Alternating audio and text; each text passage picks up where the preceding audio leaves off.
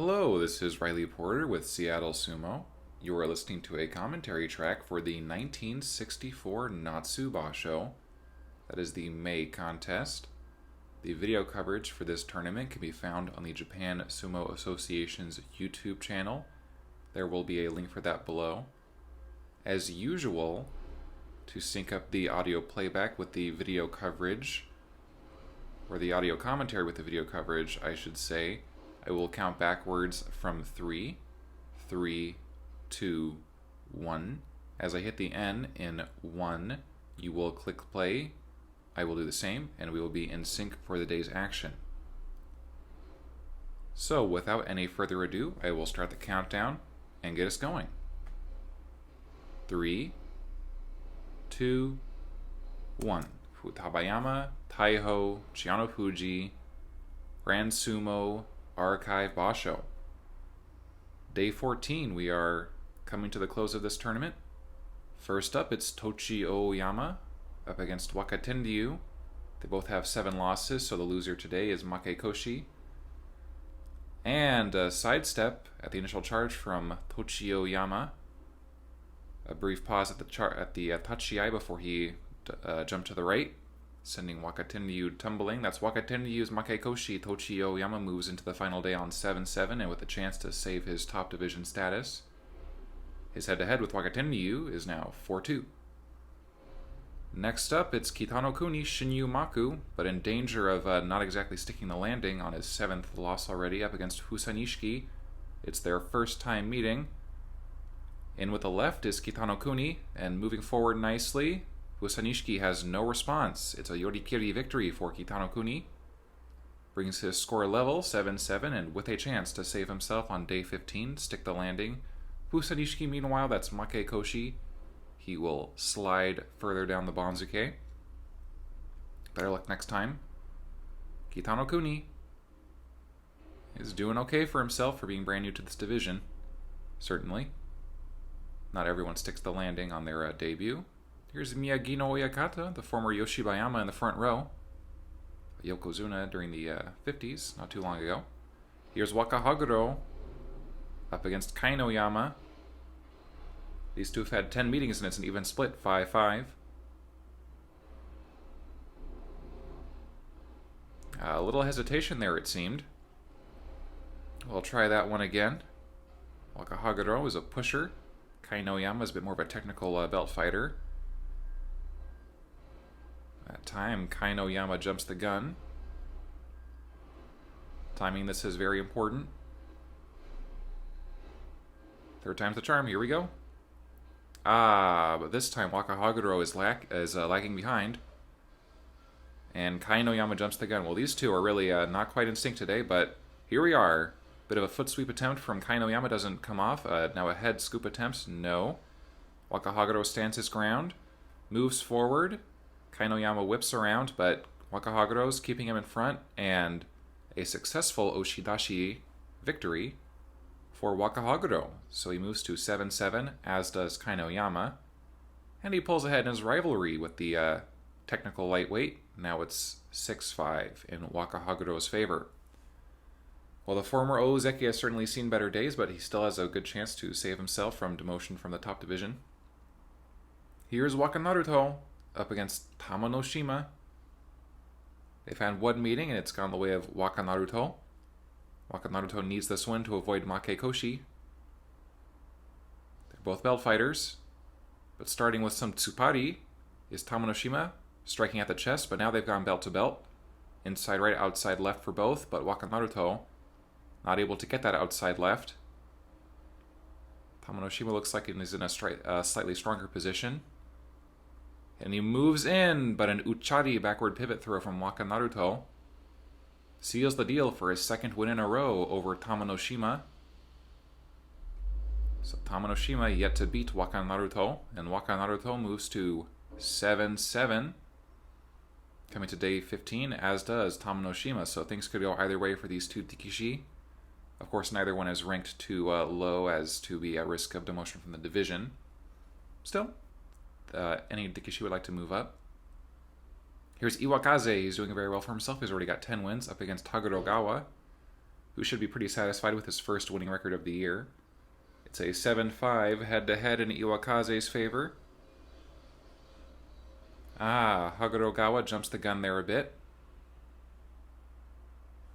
Clearly means to go chest to chest with Iwakaze. Iwakaze should want to keep him at a little bit of a distance, protect his hips, his belt. And as predicted, Iwakaze juts his hips back,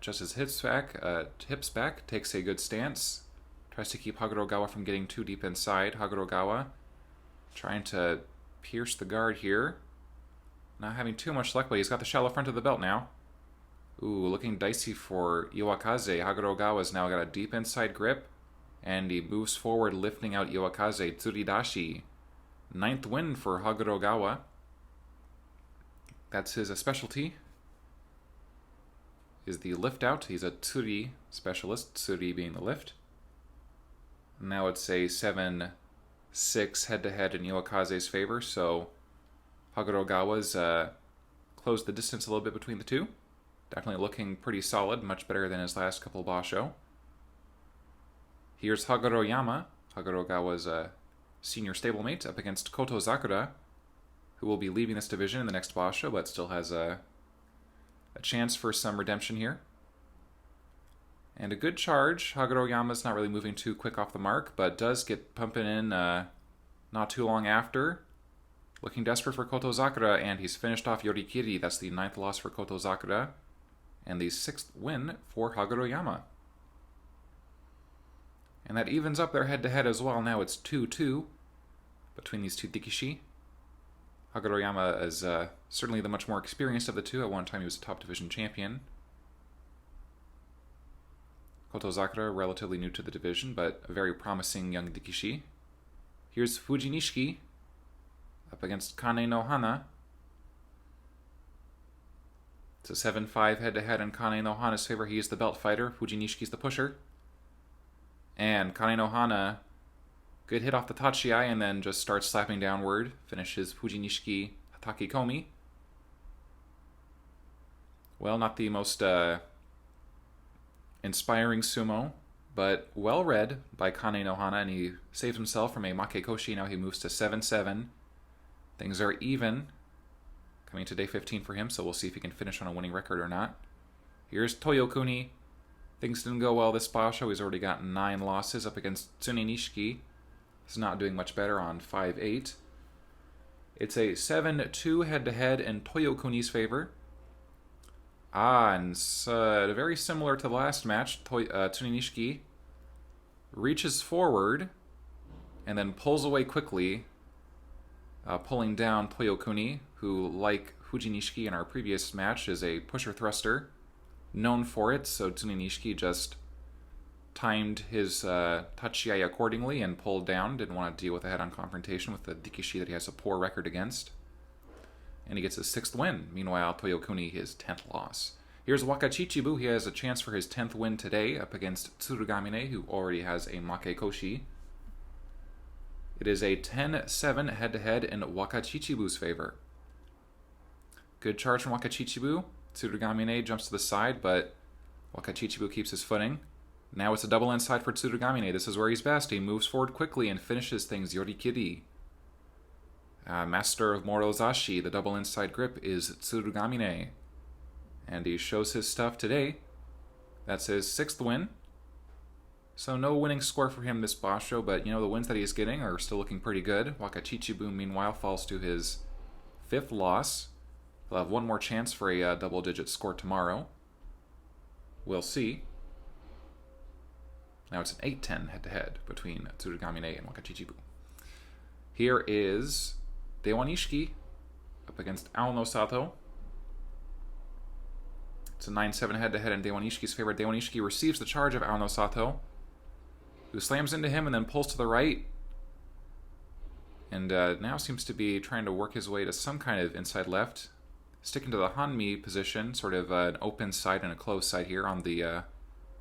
you see Aono Sato on his right, in contact with Dewanishiki, keeping his left side a bit more open here. Doesn't want to get pulled in too deep, does Aono Sato, apparently. Trying for some kind of dashinage pulling throw with that right. Hard to say. He does seem to be trying to reach for perhaps a shallow left grip, but Daewon Ishiki's pretty good at defending himself. Fighting that hand off during this stalemate here. Daewon Ishiki, the much more experienced of the two. He's been in this top division since 1947. 38 years old, the oldest in this division. Quite the experienced veteran. Aono Sato patiently working his way in, trying to get that inside left going. Looks like he's made some progress. He's at least moving Daewon Ishiki backwards at this point. And that pulling throw comes in, and then moving back into him is Aono Sato. Daewon Ishiki's losing ground. He's on the edge. Aono Sato's dropping in, and that is it. Daewon Ishiki, that's his 8th loss, Make Koshi. Aono Sato picks up his 5th win, meanwhile. Already with a deep losing score, but played it well today. Did this career grappler. That's about the halfway mark of the action, so we'll be switching out the ringside judges. Aono Sato will have to hang out for a minute so we can pass off the power water to the next Dikishi. Shinpan are coming into their seats. Kind of cramped there, you see, in the front row, but makes for a good view. Here's Kitano Fuji. He's looking great. 9 wins up against Kiyokuni, one of his young rivals. These two are relative newcomers to this division. And a hard charge from Kitano Fuji. He's inside with the right. Kiyokuni is at a good low angle. Good Otsuke pushing on that right. Kitano Fuji pierces with the left. Kiyokuni, he's got the outside right. Trying to work his way to the left. Kitano Fuji seems to be about where he wants to be. He's lost somewhat of the impetus of his attack from the opening charge. Bit of a lockup here. And it's a 3-1 head-to-head coming into today in Kitano Fuji's favor. Kitano Fuji cups on the back of the neck and tries to make for a throw, but Kiyokuni whitens his base, keeps his balance. The stalemate continues here in the middle. Kiyokuni's got his head dug in under the chin of Kitano Fuji. Kitano Fuji, he made his debut in this division January of this year in the Hatsubasho. Kiyokuni in Kyushu of last year, which is the Basho right before that. So he only has one more Basho experience over Kitano Fuji in this top division. They're both young up-and-comers. They both already had their Sanyaku experience, though have since dropped back down to the Maegashira. Not too uncommon for a promising up-and-comer to get slapped down once they hit the really good in-shape veterans, the elite Sanyaku. The stalemate continues a bit. Kiyokuni is at a decent angle here. Pulling up on that shallow inside left.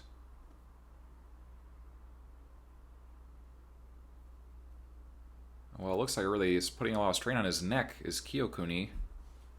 Meanwhile, Kitano Fuji's leaning on him, looks relatively comfortable. I wouldn't be horribly shocked to see him break in for a charge. Kiyokuni tries to wrench up the belt. No go.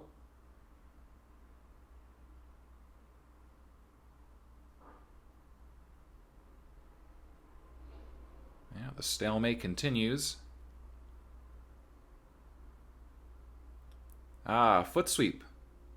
Attempt from Kiyokuni. Doesn't come off, though, unfortunately. You can see Kitano Fuji's left ankle there is pretty heavily wrapped up. So you might assume it's a weak point for him, and Kiyokuni tested that, but he's staying strong as Kitano Fuji. Showing stamina in addition to his powerful opening charge. A dynamic Dikishi, but so is Kiyokuni. Twisting, pulling, but Kitano Fuji keeps his footing.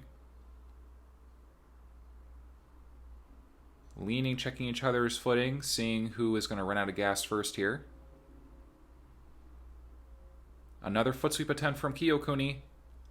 He's digging in deep, but Kitano Fuji is holding firm.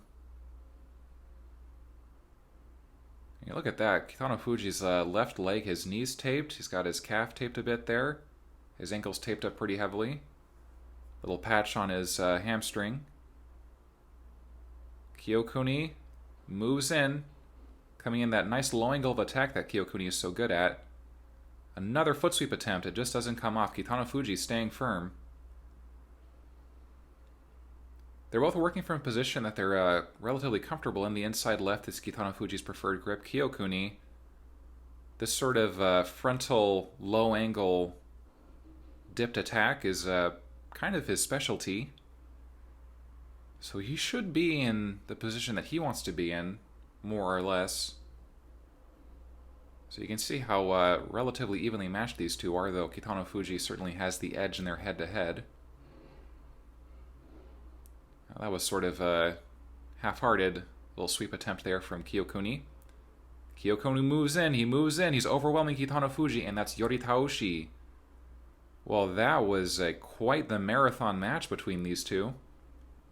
Kyokuni seemed to be in the decidedly more uncomfortable position with his neck scrunched up against Kitano Fuji there, but it paid off in the end. His patience and grit. Kyokuni gets his 7th win, avoids Makekoshi, and keeps his hopes alive for returning to Sanyaku sooner than later, to be sure. Kitano Fuji, meanwhile, that's his 5th loss, still with a chance for Kachikoshi. And here's the former Mitsuneyama. He's an Ozeki in his day. Now he's coach with Takashima Stable, where he fought for. Here's Maedagawa on the left, up against Wakano Kuni on the right. Hard charge from Maedagawa. Wakano Kuni, not much of a response. He gets pushed out shortly. Shortly after the match begins, I should say. Not a whole lot of resistance there, but a good charge from Maedagawa, who finally gets that 2nd win he's been searching so desperately for ever since he beat Taiho. This Basho has been something of a head-scratcher for this stout pusher, that is for sure. But he can at least say that he saved some face here. Better than just one win.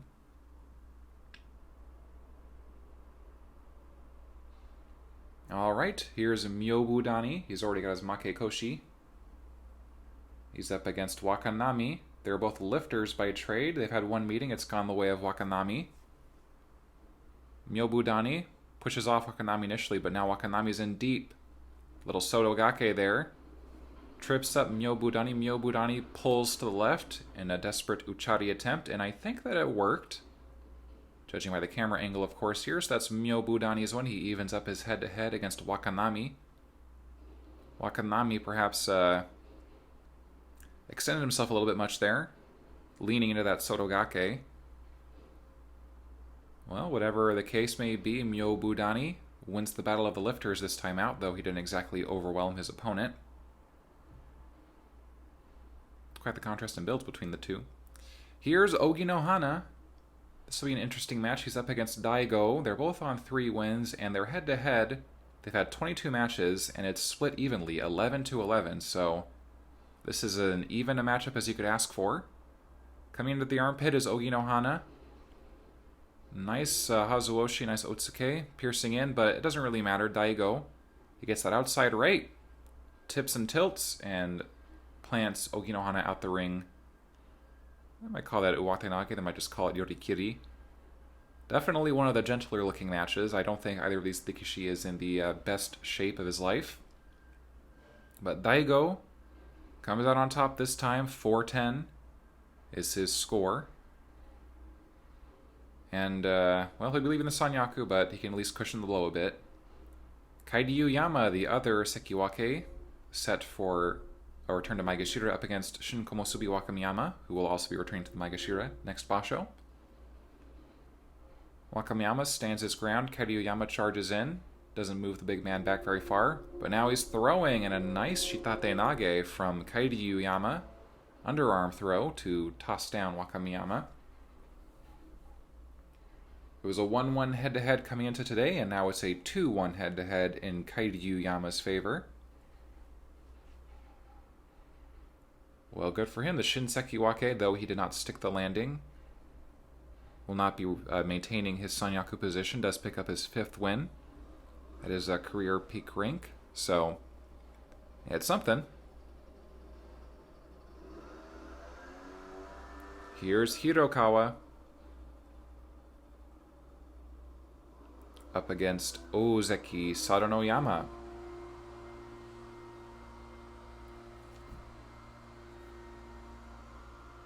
It is a 3-0 head-to-head in Sadanoyama's favor. He grabs the front of the belt. Hirokawa tries some pushing, and it doesn't do anything, and Sadanoyama brings him out of the ring yorikiri. Well, that looked easy for the Ozeki. That's his 10th win. Double digits for the first time in a little while now. Sadanoyama should be pretty pleased with himself. Both for the form in which he won his 10th win, earned his 10th win, and just for having a double-digit score overall in this basho. He's been underperforming a little bit as of the last couple tournaments, but definitely looking solid here. And that's Makekoshi for Hirokawa. Here's Yutakayama. It's an Ozeki showdown. He's up against Tochi Hikari. It is a 7-5 head-to-head in Yutakayama's favor. Yutakayama should be headed straight for the belt. Tochi Hikari likes to lead with some pushing, but he's comfortable enough going chest to chest. Good charge from Tochi Hikari, some tsupari to ward him off from Yutakayama. And Yutakayama surging forward, he gets that inside left, bit of an arm lock there. Tochi Hikari's also moved inside left. Tochi Hikari's fighting off that left arm of Yutakayama, grabbing onto that wrist. Head tucked in under the chin there.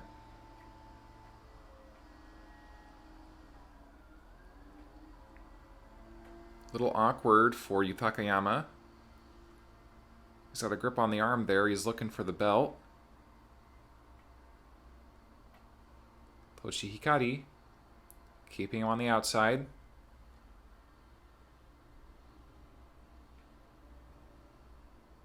Jockeying for position here are these two. If Yutakayama can just break off that hand and grab onto the belt, he'd be in much better shape. But this isn't exactly a great attacking position for Tochi Hikari either.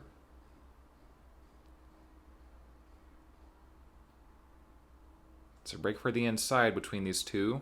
Who's going to get it first?